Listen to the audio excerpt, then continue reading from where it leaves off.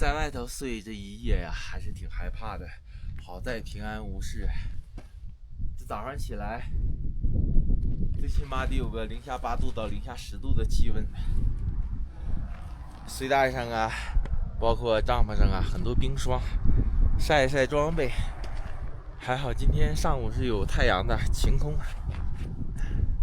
这里是新藏线国道219，昨天在身后的小鸟塔下面这里扎的帐篷。今天有风，还是逆风。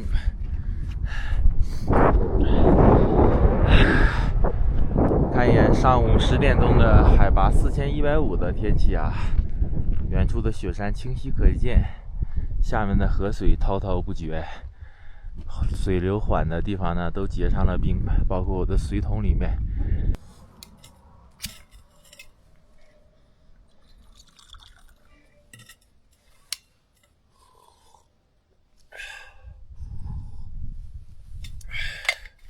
在户外冬季的话，早上一壶热水对你来说非常的重要。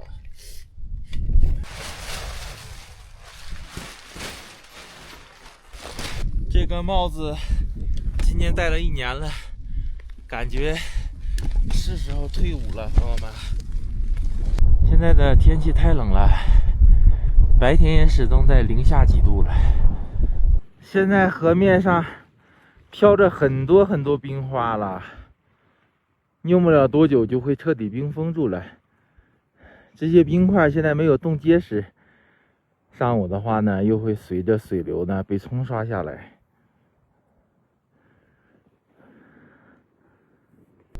又来一个大凉亭，在这喀拉昆仑河畔，巍巍昆仑，中华龙脉。在河畔边的这些石头异常的光滑，就像经历了无数的雨水啊、河流的冲刷，代表着早期的这些河水啊，水位应该比现在高很多。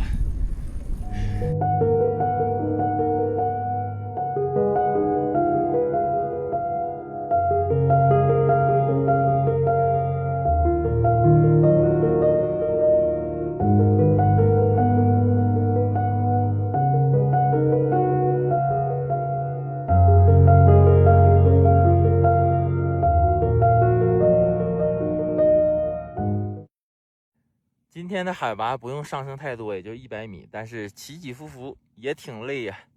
坐这里休息一会儿。我在这边呢也没有椅子，反正我走到哪儿就往这个沙子上席地而坐，小茶水、小热水一喝，阳光真好啊！再过个5年呢，我觉得新藏铁路跟川藏铁路应该也都修好了吧。到时候比如说你来什么阿里地区啊，来这种地方新藏线上啊，直接坐火车就能到达了。火车的话呢，应该就是沿着下面，主要就是沿着公路旁边吧，因为毕竟这面也是山势嘛，山体也没有太多的空地，所以这种火车呀、公路啊，大多都不会隔得太远。昆仑山这边有很多这种道路啊，都是早期时候的。如果国道上要修成这种道路啊，那推都费劲。不过看样子这个道路已经废弃了。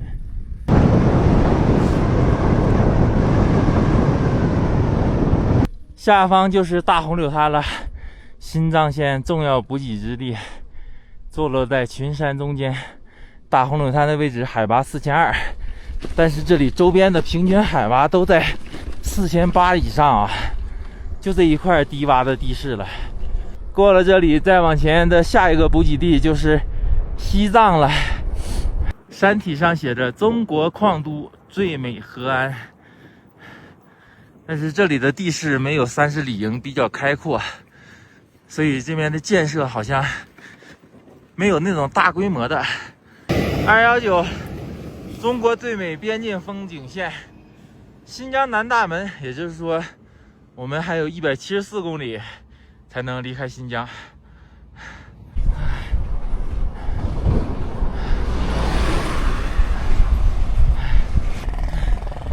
河安商业街发展起来了。不过这些全部都是在建设当中。找一个地方吃点饭，吃完饭的话再露营。饿了，看看有什么好吃的。以前的大红岭滩就是这样，我还记得我在这种小旅馆住过一次呢，还是那种柴油发电。当时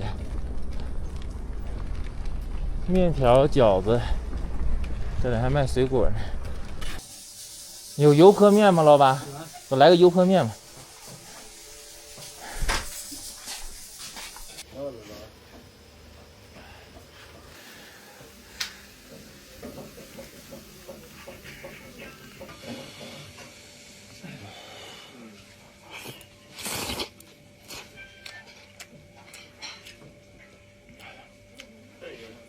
我已经找好露营的地方了，吃完饭就过去，那里面相当之温暖了。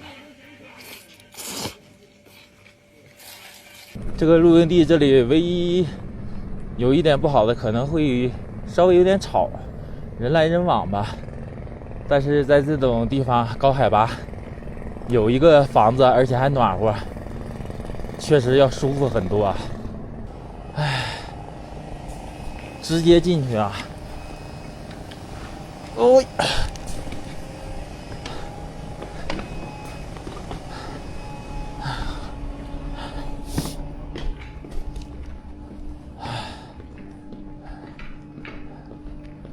这里老温暖了，哎，不错。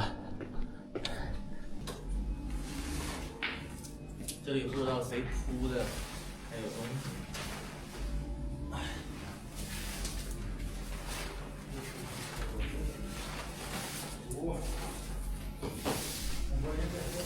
哎呀！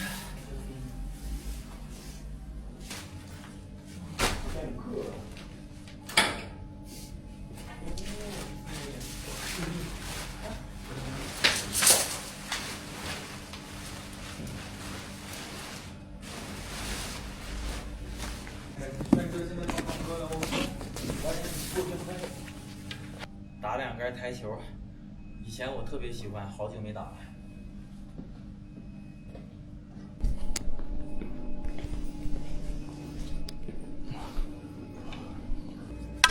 嘿，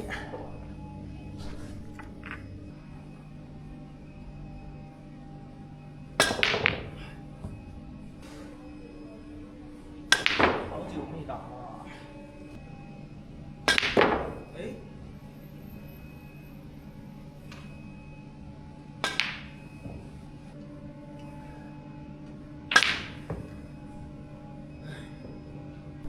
太长时间不打，准度也没有了。这个露营地就在山体上的字中国矿都的对面。不过唯一不好的是这个地方没有公厕，公厕的话要去对面的加油站吧。这些嗡嗡响的都是他们抽水的机器，就是这种柴油的。从地底下，这地下应该是有那个井水管道的，但是现在还没有普及电呢。外面的山上在下雪，这个冷空气好冷。5星红旗迎风飘扬，这个刮来的风，这个冷空气好冷好冷啊，吓得都看不见这个山了。我住这个地方呢，这个大厅类似于休闲娱乐的。两边是通道，然后就是大家的宿舍什么的，所以晚上这块的灯呢，属于大厅的位置嘛，一直打的，很亮的，不过不影响睡觉，确实要温暖很多。但是马路边上，就我今天看到那个柴油抽水那个机器，10点钟了还是在哇哇抽，噪音挺大的。明天早上出发，多买几天的菜啊，因为后面可能一时半会儿啊，几百公里买不到菜了。这一段路呢，就是从新疆到达西藏，这200多公里呢，是处于一段可以说是一小段无人区吧。